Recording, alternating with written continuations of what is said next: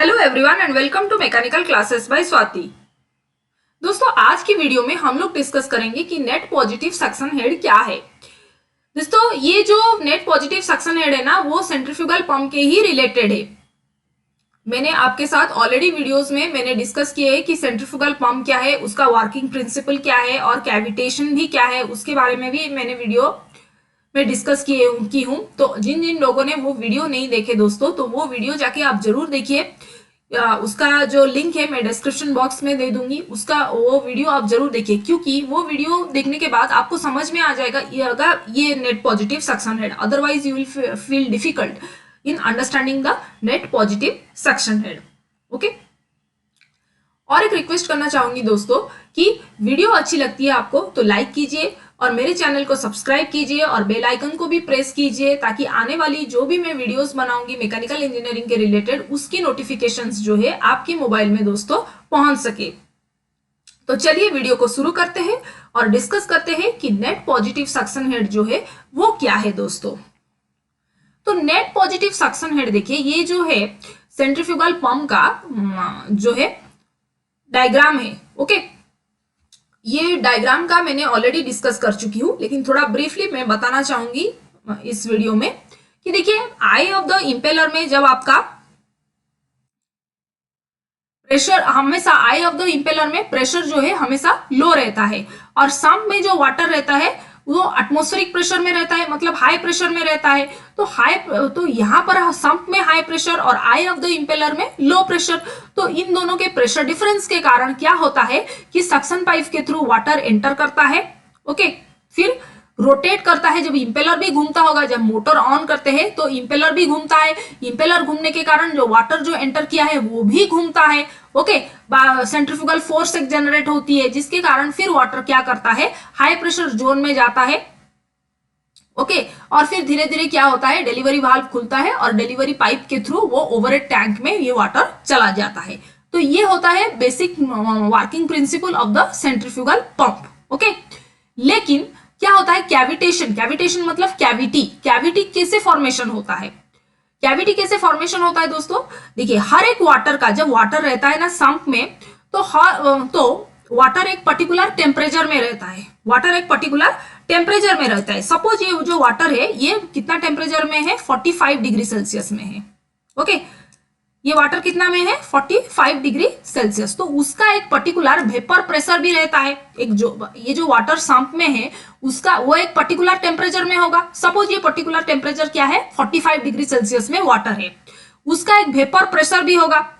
ये 45 degree Celsius का vapour pressure suppose बोलते हैं 0.095 बार, 0.095 बार।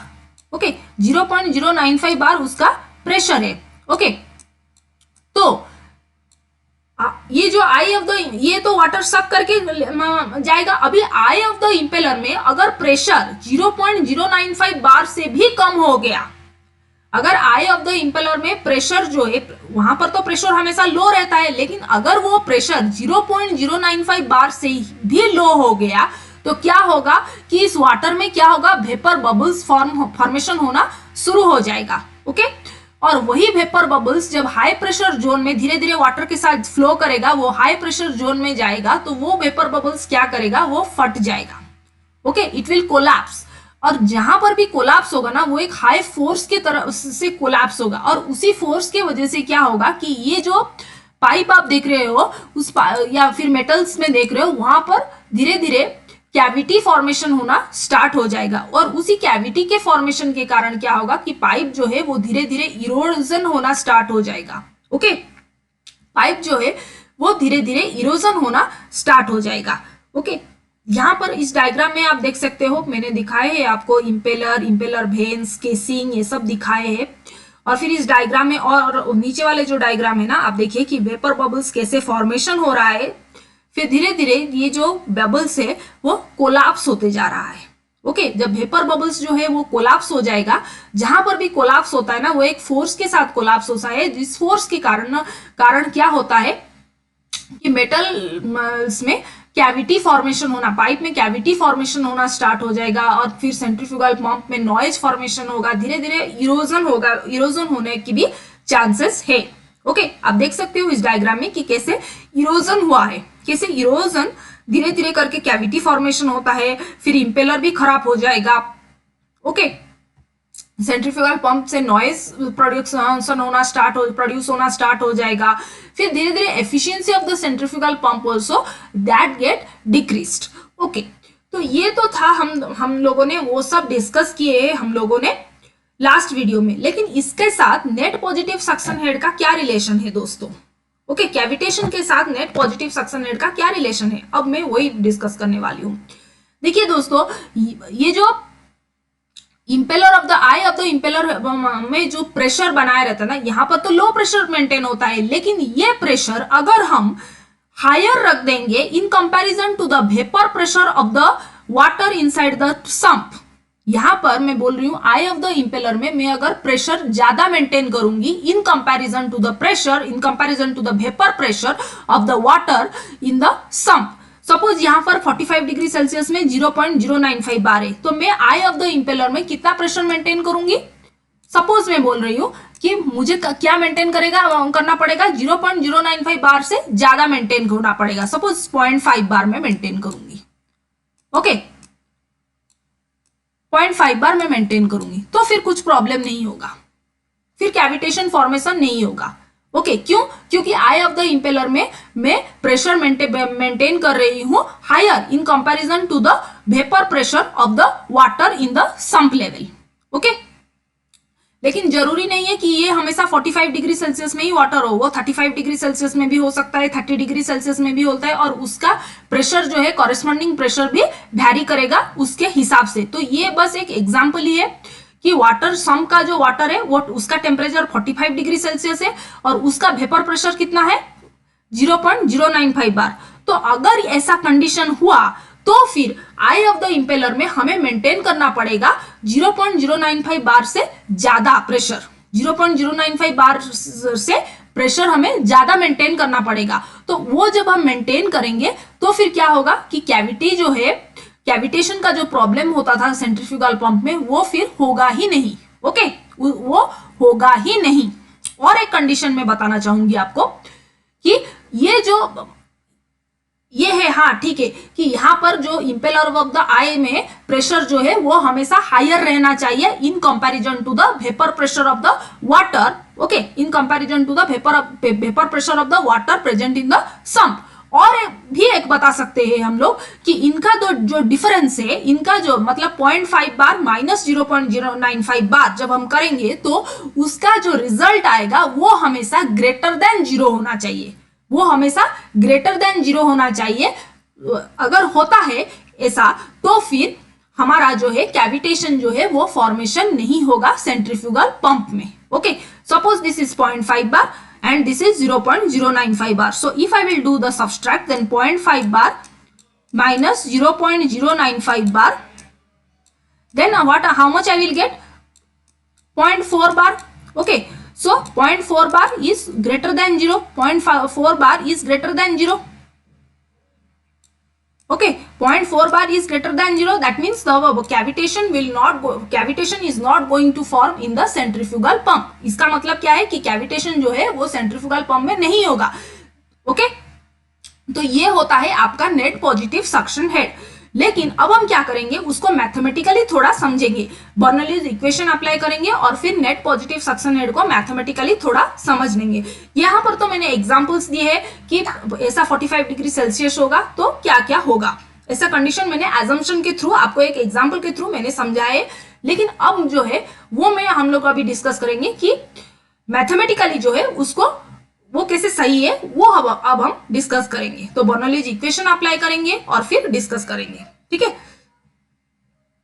तो ये डायग्राम आप देख सकते हो।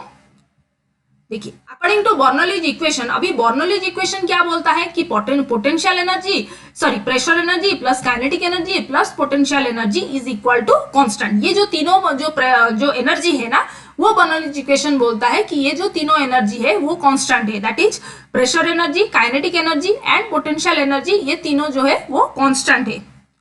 ओके, सो हमें ये पता है कि P1 बाई रो जी, अभी 1 कौन सा है, अभी 1 को हम लोगों ने ये वाला दिखाया है। ओके, 2 जो है वो इंपेलर से, ये 2 जो है वो इंपेलर में है, ठीक है, यहां पर मैंने 2 लिख रही हूं। ओके, 1 जो है वो सम्प लेवल के बिलो को हमने 1 कंसिडर किए हैं।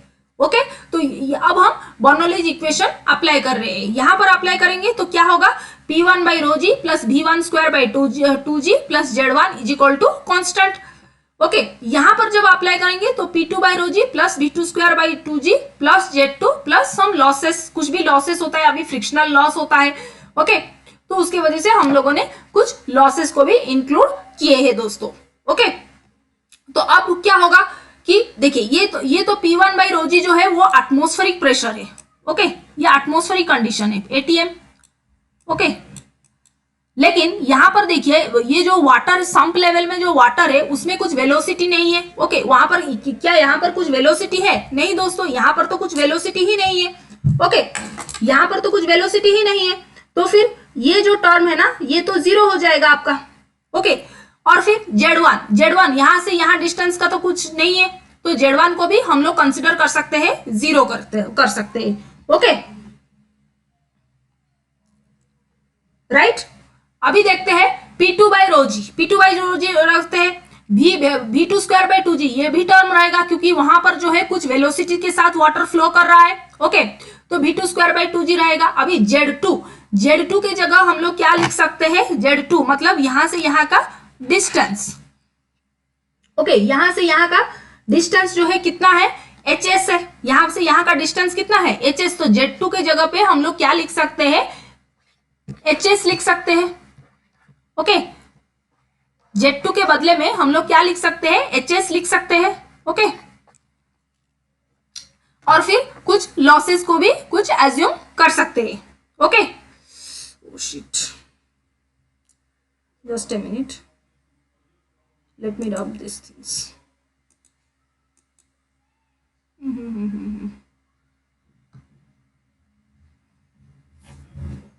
There is a problem here. Okay.